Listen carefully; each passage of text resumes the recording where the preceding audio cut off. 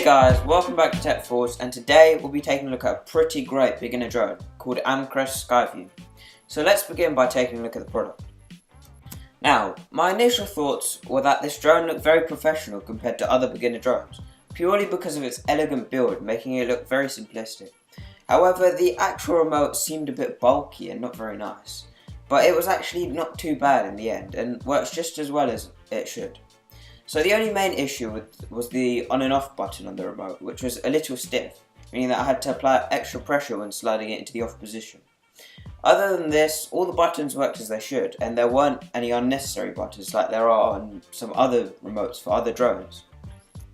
So apart from the drone and the controller, you also get a small screwdriver, 4 extra propellers, a micro USB charging cable, and the manuals.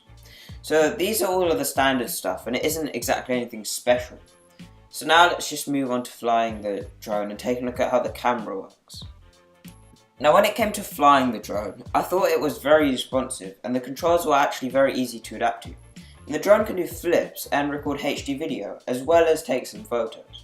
And when doing a flip, the drone is very good. So it flips and then the propellers accelerate in order to maintain altitude. But if you compare this to other beginner drones, they tend to flip and the propellers don't accelerate, which causes the drone to descend significantly by several meters in height. So therefore this is a very useful addition, and it definitely shows that Amcrest was certainly thinking closely about the development of the product. Now the photos and videos on this drone are actually very good.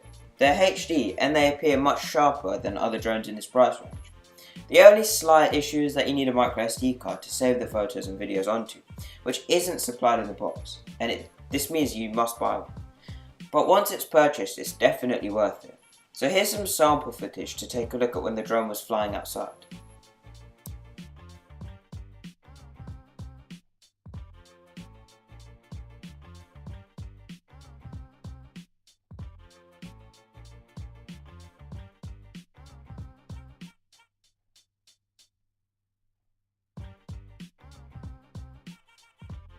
So apart from this, you can also install the Empress Drona app, which allows you to look at video whilst flying and also control the drone from the phone if you want to.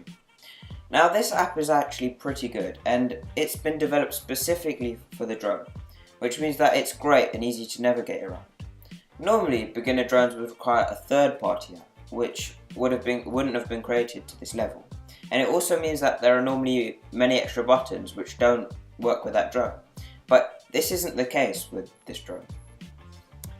So to conclude, for about $65, this drone is something that you should consider buying. It can be used as a toy or even just to get to grips with how to fly before moving on to something more advanced. I would say that it is a cheaper alternative to the DJI Tello drone, which comes at about $120, which is almost double the price of this drone.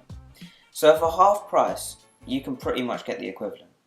And once you know how to fly something like this, you'll be able to move on to flying the DJI Spark or Mavic Air, which are much more expensive but can record much better video and take much better photos. So remember to go down to the description below and take a look at this product. And whilst you're there, don't forget to subscribe and like to this video. Thanks for watching, goodbye.